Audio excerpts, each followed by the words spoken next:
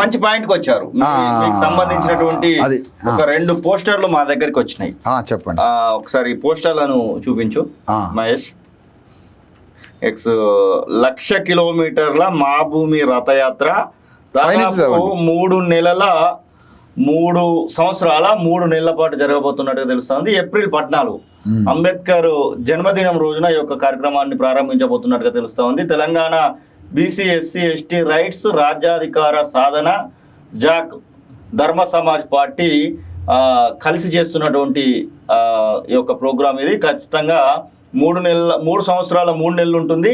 తెలంగాణలో BC SC ఎస్టీల రాజ్య స్థాపనకై, ప్రజా సమస్యల పరిష్కారానికై, ప్రభుత్వంపై యుద్ధానికై డాక్టర్ విశారదన్ మహారాజ్ 1,00,000 కిలోమీటర్ల మా భూమి రథయాత్ర అంటూ ఈ యొక్క సంయుక్త కార్యక్రమాన్ని మనం అయితే చూస్తాను. దీనిలో ప్రధానంగా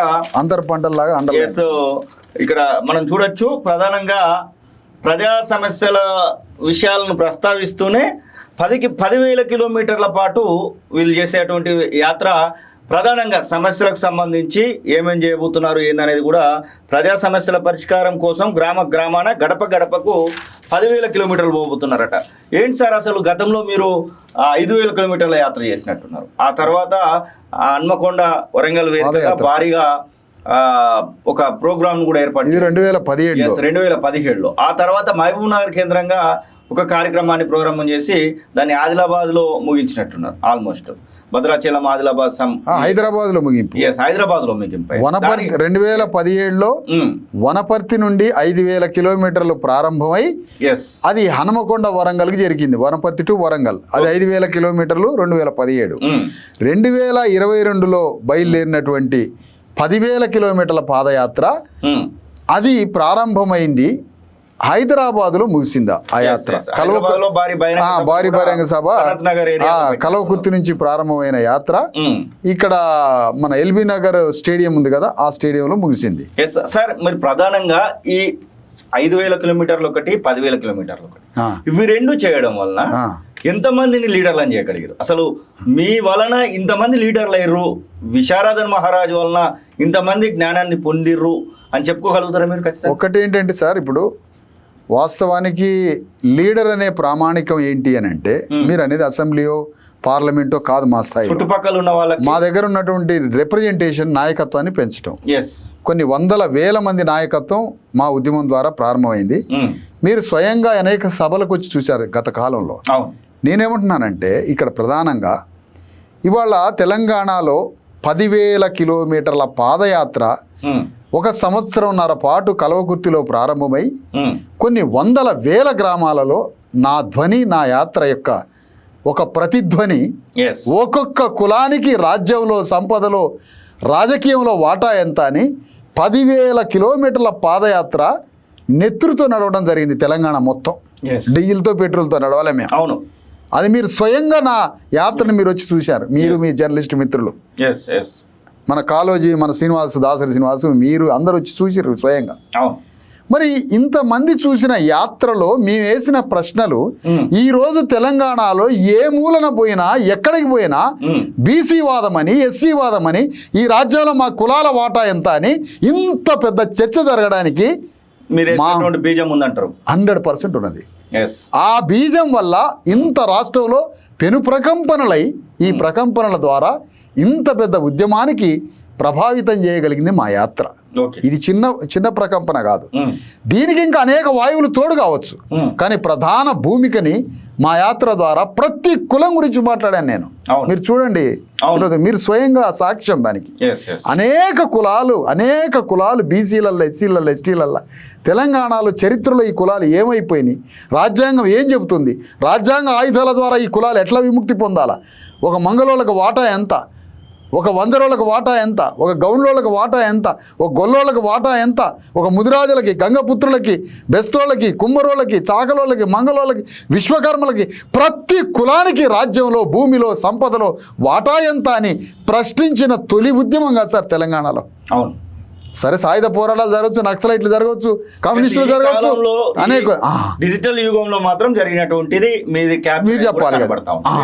ఇన్ని ప్రశ్నల ద్వారా సమాజం అంతా చైతన్యమై ఒక గట్టుదిగిన గోదావరి లాగా మొత్తం ప్రజలు బీసీ ఎస్సీ ఎస్టీలు తండోపతండాలుగా ఈ వాదాన్ని అందుకొని ఈరోజు చేశారు. మీరు 2017లో చేసినటువంటి యాత్రలో ప్రధానంగా మహారాజుల కాలనీ ఏ గ్రామానికి పోయినా కానీ ఊరు చివరన ఒక ప్రాంతంలో మహారాజుల కాలనీ అనేది ఇప్పుడు ఖచ్చితంగా ఎన్ని మహారాజుల కాలనీలు మీరు స్థాపించుకుంటారు? దాదాపు ఇప్పుడున్నటువంటి పరిస్థితులలో సర్పంచ్ ఎలక్షన్స్ అయితే అవును లోకల్ బాడీస్ లో డిఎస్పీ పార్టీ తరఫున మీరు అప్పుడు చేసినటువంటి మహారాజుల కాలనీ అప్పుడు చేసినటువంటి ఆ యొక్క యాత్ర ఎఫెక్ట్ రెండో యాత్ర ఓట్ల రూపకంగా మారబోతా ఉందా? మంచి ప్రశ్న వేశారు సార్. ఇప్పుడు తెలంగాణలో వాస్తవానికి మా యాత్ర ద్వారా 6,000 గ్రామాల్లో మహారాజుల కాలనీ బోర్డులు ఆయా జాతుల ఆత్మగౌరవం కోసం ఏర్పాటు చేయడం జరిగింది. ఓకే, మహారాజుల కాలనీ బోర్డు ఎందుకు పెట్టామంటే ఆ రోజుల్లో మాదిగాని చెప్పుకోవడానికే సంశయిస్తూ సామాజికంగా భయపడే కాలంలో ఆ రోజు మాదిగాని చెప్పుకోవడం ఎంత సరి అయిన సత్యమో ఆ తర్వాత ఈ మాదిగలు మహారాజని చెప్పుకోవడం కూడా అంతే సరి అయింది. ఆనాటి రోజుల్లో ఒక దశ ఉంటుంది సార్, దేనికైనా ఎవాల్యూషన్ పరిణామ క్రమం ఉంటుంది. కాలమాన పరిస్థితుల కరంగా ఉన్న పరిణామాలు జరుగుతాయి, సంస్కరణలు జరుగుతాయి, పరివర్తన జరుగుతుంది. ఇది కాలం ఇచ్చే సమాధానం. అంటే ప్రజల యొక్క హ్యూమన్ లైఫ్ ఎప్పుడైనా కాలమాన పరిస్థితులంగా ట్రాన్స్ఫర్మేషన్ జరుగుతుంది, ఎవాల్యూషన్ జరుగుతుంది, రిఫార్మేషన్ జరుగుతూ ఉంటుంది, మారుస్తూ ఉంటుంది.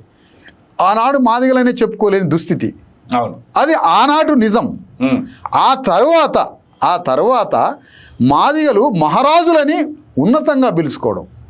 లంబాడి కులం సార్ నాయక్ అని పెట్టుకుంటారు, గొల్లోళ్ళు యాదవులు యదువంశ రాజులు అని పెట్టుకుంటారు, ముతరాసి బంటోళ్ళు ముదిరాజు అని పెట్టుకుంటారు, పిచ్చగుంట్లోళ్ళు వంశరాజులు అని పెట్టుకుంటారు, కోయోళ్ళు నాయకులు అక్కడ కొండరెట్లు అని పెట్టుకుంటారు అక్కడ కూడా కొంతమంది.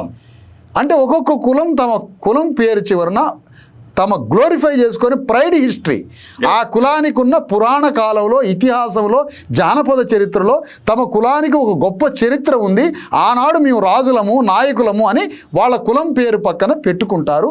అది యొక్క వాళ్ళ వంశ సంస్కృతి, వాళ్ళ పూర్వీకుల సంస్కృతిని ప్రైడ్గా గర్వంగా చెప్పుకొని ఆ గర్వంగా చెప్పుకున్న దాంట్లో ప్రేరణ పొంది ఆ ప్రేరణతో ఈ అంధకార సమాజాన్ని చీల్చుకుంటూ ఆ ధైర్యంతో యుద్ధం చేస్తారు.